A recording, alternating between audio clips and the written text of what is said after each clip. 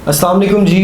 मेरा नाम मुबशर महर, मेरे साथ मौजूद हैं राना अदनान मुदस्सिर साहब। हम आज जानेंगे राना अदनान मुदस्सिर साहब से कि बहरिया के अंदर कौन से ऐसे हिडन चार्जेस हैं जो एंड यूज़र को या कस्टमर को जानने में बहुत देर लग जाती है, और जब उसे पता लगता है तो वो एक बम्ब की सी सूरत हाल उसके लिए पैदा हो जाती है। बिल्कुल, लोग परेशान हो जाते हैं। तो हम ये जानेंगे कि कौन से ऐसे हिडन चार्जेस हैं। अच्छा मुबशर, इसमें कुछ तो मेरे नॉलेज में है, मैं उसको एक्सप्लेन कर देता हूँ, लेकिन अगर कोई चीज़ रह जाए तो ऑब्वियसली कस्टमर फीडबैक आपके पास है, आप सवाल कर सकते हैं। अच्छा, first of all hidden charges या हिडन कॉस्ट जो बहरिया में at the time of living या at the time of buying your property, ये सारी चीज़ें अप्लाई हो रही होती हैं।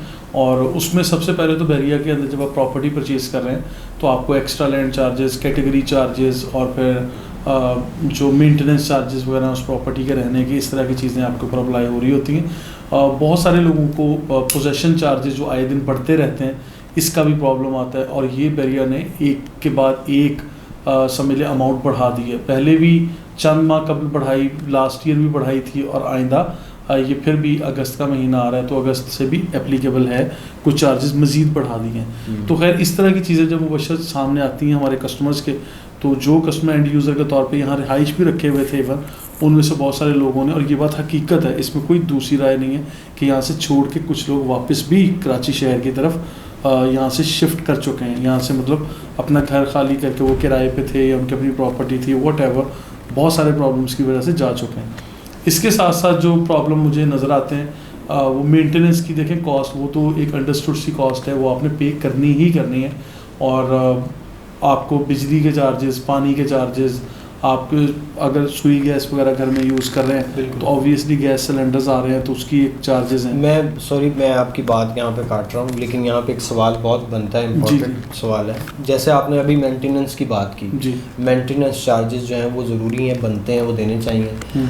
उस मेंटेनेंस चार्जेस में क्या क्या चीज़ें इंक्लूड हो जाती हैं, और बहरिया उसकी बस सर्विसेज क्या क्या दे रहा है? हाँ, उसके बस सर्विसेज क्या क्या दे रहा है, तो वो नाज़रीन को थोड़ा और ब्राइट करके जो है वो। अच्छा देखिए, बहरिया टाउन जब आपसे मेंटेनेंस की कॉस्ट लेते हैं तो उसमें ऑब्वियसली सेफ्टी, सिक्योरिटी और जो भी एक एम्बियंस यहाँ पे क्रिएट किया हुआ है साफ़ सुथरा, उसमें जो स्ट्रीट लाइट से लेके इवन जो बड़े बड़े बुलेवार्ड्स बने हुए हैं, वहाँ ग्रीन बेल्ट्स बनी हैं, और फिर यानी जिस तरह से डांसिंग फाउंटेन, बहरिया टाउन की ग्रैंड मस्जिद, आईफल टावर, तो ये सारी की सारी चीज़ें इसी, और फिर जो बड़ी खूबसूरत ग्रीन बेल्ट्स, बड़े बड़े पार्क्स बनाए गए हैं, तो उनकी मेंटेनेंस जो मैनेजमेंट है वो मेरा ख्याल है कि यहीं से ये लोग पूरा करते हैं। फिर बहरिया टाउन के गेट से लेके आप प्रीसिंक्ट 38 तक चले जाएँ, यहाँ प्रीसिंक्ट 56 तक चले जाएँ, हर जगह पे जब आप देखते हैं तो आपको स्ट्रीट लाइट्स और सफाई सुथराई का निज़ाम वैसा ही मिलता है जिस तरह प्रीसिंक्ट 1 से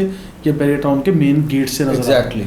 तो ये सारी की सारी चीज़ें किसी भी एक अच्छी सोसाइटी में, जिसको आप A+ लिविंग स्टैंडर्ड कहते हैं, तो वहाँ पे मुबशर ये चीज़ें आप कस्टमर से चार्ज भी की जाती हैं और अप्लाई भी की जाती हैं। तो ऑब्वियसली जब ये सारी चीज़ें बहरिया टाउन दे रहा है तो बहरिया टाउन मेंटेनेंस के चार्जेस आपसे डिमांड करेगा, लेकिन आए दिन मेंटेनेंस के चार्जेस को बढ़ा देना और फिर इन्फॉर्म भी ना करना, हमारी आवाम में एक्सेप्टेंस का एलिमेंट भी ज़रा कम है। सब्र तो हम से भी काम नहीं लेते, लेकिन इसके साथ साथ बहरिया टाउन के भी आए दिन की चीज़ें बढ़ाते रहना, उसमें तब्दीली ले आना, ये बहरिया टाउन की तरफ से भी गलती है, ठीक है। लेकिन कुछ चीज़ों को हमारे कस्टमर्स, हमारे लोग समझते भी हैं, और फिर ऐसी बातें भी हुई कि जिनकी एक लिमिटेड जो सैलरीड पर्सन है या लिमिटेड इनकम है, वो अगर बहरिया टाउन में आते हैं यहाँ का लाइफस्टाइल एंजॉय करने के लिए, तो एक आम इम्प्रेशन ये भी है कि मिडिल क्लास कम्युनिटी के लिए बहरिया टाउन बना ही नहीं है।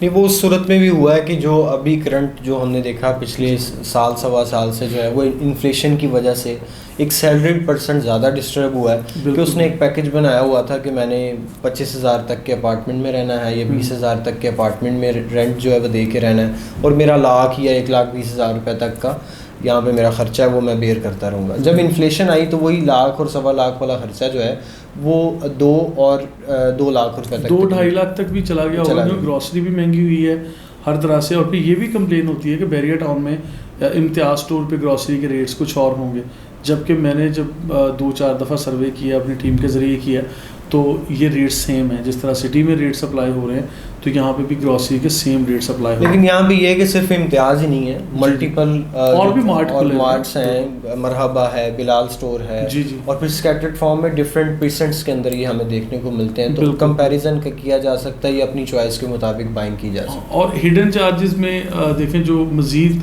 चीज़ें बैरियर टाउन चार्ज कर रहा है उसमें मैं ये समझता हूँ बैरियर टाउन में अगर रहते हैं उसकी लिविंग कॉस्ट भी सिर्फ बैरियर टाउन ही चार्ज नहीं कर रहा है, जो आपकी जेब से वैसे भी निकल रहे हैं।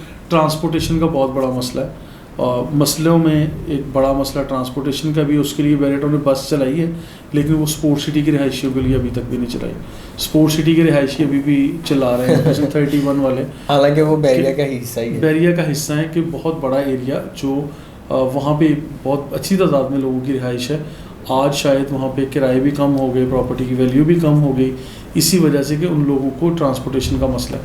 तो जब लोग डेली बेसिस पे ऐसे लोग जो जॉब के लिए, तालीम के लिए या अपने किसी भी छोटे बड़े कारोबार के लिए सिटी कराची सिटी के मुख्तलिफ इलाकों की तरफ ट्रैवल करते हैं तो उनको बैरिया टाउन से काफ़ी दुश्वारी पेश आती है। तो इस तरह के चार्जेस भी आपकी जेब से निकल रहे होते हैं। यहाँ पे मेड सर्वेंट आपको माली आसानी से नहीं मिलता है, जो मिलते हैं वो लोग फिर चार्ज भी ज़्यादा करते हैं। जबकि शहर में आपका बागीचा छोटा होगा तो शायद आप वही सर्विसेज चंद 100 रुपये में ले रहे हैं जो आपको यहाँ हज़ारों में। अच्छा, जब हम बात कर रहे हैं हिडन चार्जेस की तो फिर मैं उन चीज़ों की भी बात करूँगा। जैसे अब कोई प्लॉट है और उस प्लॉट के पोजेशन यूटिलिटी चार्जेस तो हम पे कर रहे हैं, लेकिन पोजेशन यूटिलिटी चार्जेस पे करने वाले को ये नहीं पता कि मेरे प्लॉट के अंदर एक्स्ट्रा लैंड कितनी निकल आएगी और एकदम से मुझे कैटेगरी चार्जेस भी लिए जाते हैं। फॉर एग्जांपल अगर वो 125 गज का प्लॉट था तो ही नेवर नो कि उसका प्लॉट 150 गज का निकला है और 25 गज की उसको ज़्यादा पेमेंट करनी पड़ेगी और फिर फ़ी गज जो 20,000 या मेरा 18,000 रुपये फ़ी गज के हिसाब से मल्टीप्लाई करके वो पैसे देने पड़ते हैं। यानी वो उसके लिए एक बबल अमाउंट है जो कि उसने एक्सपेक्ट ही नहीं की। आउट ऑफ ब्लू जब आपको देना पड़ेगा तो आपको एक अमाउंट ही नहीं पता, आपने अपने बजट में वो सेट ही नहीं किया। अब एक कारोबारी बंदे के लिए शायद ये प्रॉब्लम ना हो, और लेकिन एक आम बंदा जो अपना बजट सेट करके बड़े तरीके से चल रहे हैं तो उनके लिए बड़ा बर्डन होता है। जब वो रियलाइज़ करते हैं तो बड़ा मुश्किल है।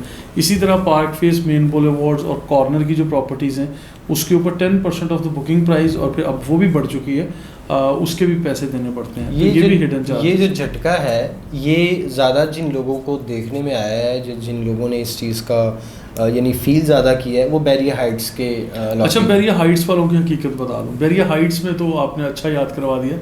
बैरिया हाइट्स में नाज़रीन 2 बेडरूम अकोमोडेशन वाले अपार्टमेंट हैं, जबकि 1100 या 1150 स्क्वायर फीट के कह के उसको सेल किया गया था। अभी जब उसकी common area charges, extra land charges ये मिला के गालिबन कोई 20-22 लाख रुपए की अमाउंट बन जाती है, जबकि पोजेसन के चार्जेस इसके अलग हैं। और ये टोटल एरिया 1600 के लगभग ये एरिया आ गया कि आपने 1150 स्क्वायर फीट का अपार्टमेंट बुक करवाया था, डे 1 में जब एडवर्टाइजमेंट पे या कहीं भी लिखा हुआ था तो वो 1150 आ रहा था।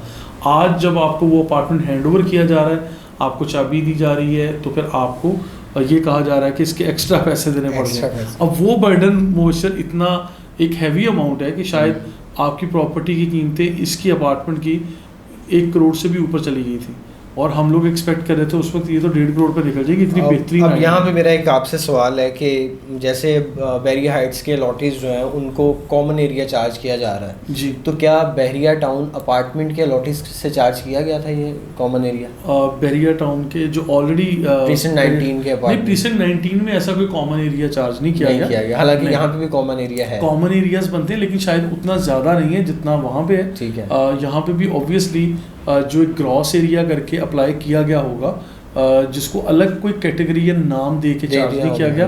हो सकता है जो यहाँ पे 950 स्क्वायर फीट वाला अपार्टमेंट है उसका एक्चुअल साइज ऑब्वियसली वो 950 नहीं होगा, वो हो सकता है कि 900 स्क्वायर फीट हो या 900 से भी कम हो, क्योंकि जब ग्रॉस एरिया निकला उसके ऊपर अप्लाई करके बैरिया टाउन ऑलरेडी ले चुका होगा, ऐसा नहीं है। अच्छा, प्राइवेट बिल्डर्स भी लेते हैं। बहुत सारे हमारे नाजरीन जो हैं वो कॉमन एरिया सिर्फ नाम ये लफ्ज़ सुना हुआ है लेकिन कॉमन एरिया से असल में वाकिफ़ नहीं है कि ये असल में है क्या, इसमें क्या चीज़ें इंक्लूड होती हैं, उसको ज़रा हम ब्राइटली जो है वो चीज़। अच्छा देखिए, टेक्निकली जो कॉमन एरिया में चीज़ें आ रही हैं वो लिफ्ट का एरिया, स्टेयर केस, और फिर जहाँ पे आप लोग प्ले कर सकते हैं, एक कंपाउंड इनर साइड पे बना हुआ पार्क, जो कि यहाँ पे प्रीसिंक्ट 19 में उस तरह से बिल्डिंग के इनसाइड नहीं है। ठीक है। फिर आपके जो पैसेज हैं, कॉरिडोर्स हैं, वो काफ़ी बड़े बनाए गए हैं।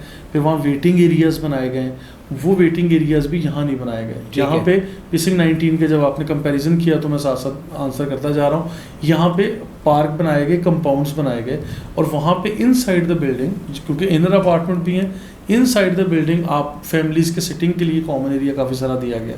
तो ये सारी चीज़ों को, बिल्डिंग के अंदर का corridors, waiting area, lift, staircase, even जो आपकी कार्गो लिफ्ट्स वगैरह, ये सब एरियाज़ को मिला के, तो इसको कोई एग्रीगेट कोई कैलकुलेट करके बैरियर टाउन ने ये अप्लाई किया। ठीक है। अच्छा, मैं यहाँ पे आपको बताता चलूँ कि जो पोजेशन और यूटिलिटी चार्जेस टोटल अमाउंट बन जाती है बैरिया हाइट्स के अपार्टमेंट की, वो करीबन 10,26,000 रुपये ये अमाउंट बनती है पोजेशन और यूटिलिटी की। इसमें कॉमन एरिया अलग से है जो कि 9,900 रुपया पर स्क्वायर फीट चार्ज किया जाता है। वो कितना आता है, कितना बनता है, वो अलग से है। सॉरी, ये जो मैंने प्राइस बताई है ये आपके एक्स्ट्रा लैंड टेरिटरी की है। कोई आपका एक्स्ट्रा लैंड निकल आती है तो उसमें 9,000 रुपया, 900 रुपये, 9,900 रुपया पर स्क्वायर फीट चार्ज किया जाएगा। और जो कॉमन एरिया है वो करीबन 4,500 कुछ से लेकर और 5,700 कुछ रुपए तक का एज़ पर बुकिंग, आपकी जिस तरह की बुकिंग प्राइस है, अगर 50 लाख की है उसके लिए मुख्तलिफ है, अगर आपकी 72 लाख रुपए वाली है उसके लिए मुख्तलिफ है। इसी तरह अगर आपकी 92 लाख रुपए वाली बुकिंग है तो उसके लिए यानी हाई रेट जो है वो आपको चार्ज किया जा रहा है। यहाँ पे हमारा हिडन चार्जेस के हवाले से बेसिकली था। तो एक ये वाला एक बहुत ज़्यादा एक कस्टमर के लिए जानना, और एकदम से उसको जब पता लगता है कि अच्छा मुझे ये वाली अमाउंट देनी पड़ रही है। और यहाँ अगर लमसम अमाउंट की अगर मैं बात करूँ तो वो जो फर्स्ट फ्लोर का आउटर अपार्टमेंट है उसको करीबन उस अलॉटी को तकरीबन 35 लाख रुपए के करीब amount possession, utility, common area और एक्स्ट्रा लैंड टेरिटरी की देनी पड़ती है। उसके बाद जाके उसके हाथ में चाबी मिलती है। इसी तरह एक और जो कस्टमर के लिए ज़्यादा हैरानकुन चीज़ होती है कि उसने प्लॉट बाय किया, प्लॉट में उसे पता है कि उसने पोजेशन पे करना था, यूटिलिटी पे करनी थी। ये पे करने के बाद वो अलॉटमेंट अप्लाई कर देता है। अलॉटमेंट अप्लाई करने के ठीक 1 से 1.5 माह बाद उसको बताया जाता है कि आपके प्लॉट के अंदर 50 गज़, 100 गज़, 1000 गज़, या जो जिस तरह से उस प्लॉट का साइज़ है, तो ये लैंड ज़्यादा है, इसके हिसाब से आपने 18,000 रुपया पर स्क्वायर यार्ड जो है वो पेमेंट करनी है। ये भी देखिए आउट ऑफ ब्लू जब ये बर्डन आएगा तो लोग परेशान हो जाते हैं। और फिर इन्हीं चीज़ों में फर्दर सवाल ये आता है कि जो एक्स्ट्रा लैंड हम पे कर रहे हैं, आया कि इस एरिया को हम यूटिलाइज़ करेंगे विद इन कंस्ट्रक्शन, या इस पर कंस्ट्रक्शन की भी परमिशन नहीं है। तो पहले एक कन्फ्यूजन आती थी कि लोग ये कहते थे कि बैरियर टाउन एक्स्ट्रा लैंड वाले एरिया के ऊपर आपको घर तमीर करने की, यानी अपना रूम साइज़ या अपने घर का साइज़ बड़ा करने की परमिशन नहीं देता, जबकि ये गलत परसेप्शन थी। सही ये है कि आप लोग ऑब्वियसली अगर आपका 125 यार्ड्स का प्लॉट था, आज 150 यार्ड का हो गया, तो आप 150 यार्ड के ऊपर ही कंस्ट्रक्शन करेंगे, आपके घर का साइज बड़ा हो चुका। तो एक तरह से तो ये प्लस पॉइंट है उन लोगों के लिए जो चाह रहे, जिसको 125 गज। देखिए चाह रहे, मैं नहीं चाह रहा, मैं मेरी पसली नहीं है मैं पे करूं भाई, मेरी गुंजाइश ही नहीं है। ठीक है, तो मेरे लिए मेरे क्या होगा, नहीं आपके लिए तो मैं एक मिसाल देता नहीं होगा। तो फिर ये वो लोग जिनके पास पैसे हैं, जिनकी ख्वाहिश थी, या जिनको एक निकल आया वो इंसेंटिव समझ रहे हैं, तो वो लकी ड्रॉ समझ रहे हैं कि ठीक है यार मेरे लिए ये बहुत अच्छी बात है, उसकी हद तक बहुत अच्छा है। ठीक है। अब एक ऐसा कस्टमर जिसको 125 गज ही ज़रूरत थी भाई, अब उसके ऊपर आप उसके प्लॉट का साइज 150, 200 इससे ज़्यादा क्यों कर रहे हैं, तो वो कहाँ जाएगा। नाज़रीन, इस तरह की वीडियोस बनाने का असल में हमारा मकसद भी कुछ ऐसा ही होता है कि बहुत सारे ऐसे कस्टमर हैं जो ये बारीक बीनियाँ जानते नहीं हैं, और वो जब उनको इस तरह के सरप्राइज़ बैरियर टाउन मैनेजमेंट की तरफ से मिल रहे होते हैं, लेटर घर में पहुँचता है, तो वो शायद समझते हैं कि जिस एजेंट ने या जिस कंसल्टेंट ने मुझे बाय करके दिया था उसने मेरे साथ धोखा किया। तो ये चीज़ या इस तरह की वीडियोस आपके साथ शेयर करने का, ऐसी इंफॉर्मेटिव बातें जो है वो आपके साथ करने का मकसद भी ये है कि अगर आपको नहीं मालूम तो वो आपके ये नॉलेज में इजाफ़ा होता है, और ये जो बारीक बातें हैं जो अब तक आपको नहीं मालूम थी, पता नहीं थी, इससे हमारी वीडियो से आपको पता लगती हैं। और इसमें एक चीज़ ऐड कर दूं, ये सारे के सारे पॉइंट्स नाज़रीन, हिडन कॉस्ट, हिडन चार्जेस, ये आप लोगों के कमेंट बॉक्स से ही हमने ये सारी इन्फॉर्मेशन उठाई है और आपके सवालात के जवाब भी दे रहे हैं। और कुछ कस्टमर्स हमें पर्सनली भी इनबॉक्स कर देते हैं। स्क्रीन पर नंबर दिए गए हैं हमारी टीम के, आप लोग भी आइंदा लिख सकते हैं। हर वो बात, हर वो टॉपिक, हर वो पहलू जिस पे चाहते हैं कि हम लोग बात करें और हमारे मौजूद गुफ्तगू हो, वो पॉइंट, वो पहलू जिसको आप चाहते हैं, तो हम लोग इंशाल्लाह नेक्स्ट एपिसोड में डिस्कस भी कर रहे होंगे। और एक चीज़ मैं लास्ट में बताता चलूँ, ऐसा हरगिज़ नहीं है कि अगर ये सारे चार्जेस आप लोगों के ऊपर अप्लाई हो रहे हैं, बैरियर टाउन चार्ज कर रहा है, तो बैरियर टाउन को सूटेबल प्लेस नहीं है रहने के लिए। बैरियर टाउन बहुत अच्छी जगह है। बैरियर टाउन ऑब्वियसली तारीफ़ों के पुल मैंने बड़े बांधे हैं, लेकिन जो बिटर रियलिटी है वो भी आपके सामने रखता हूँ कि ऐसी कॉस्ट जिसके इवज़ आपको कुछ ना कुछ बेहतर ऑफ़र भी किया जा रहा है, आपको कुछ बेहतर सर्विसेज भी मिल रही हैं, आप उसको एंजॉय भी कर रहे हैं, तो फिर उस कॉस्ट को या तो आपको अफोर्ड करना पड़ेगा, या अगर उस कॉस्ट कटिंग करनी है तो फिर आप अपनी मर्ज़ी के कराची शहर के किसी भी इलाके में शिफ्ट हो सकते हैं। उसमें मैं बैरियर टाउन या मुबश्शिर कोई भी ज़ोर ज़बरदस्ती नहीं कर सकता। ठीक है, तो वो दोस्त जो वापस शिफ्ट होना चाहते हैं, आप लोग हो भी सकते हैं इंशाल्लाह। और अभी तक के लिए इजाज़त, फर्दर वीडियोज़ में इंशाल्लाह मिलते हैं। Thank you so much. अल्लाह हाफ़िज़। अल्लाह हाफ़िज़।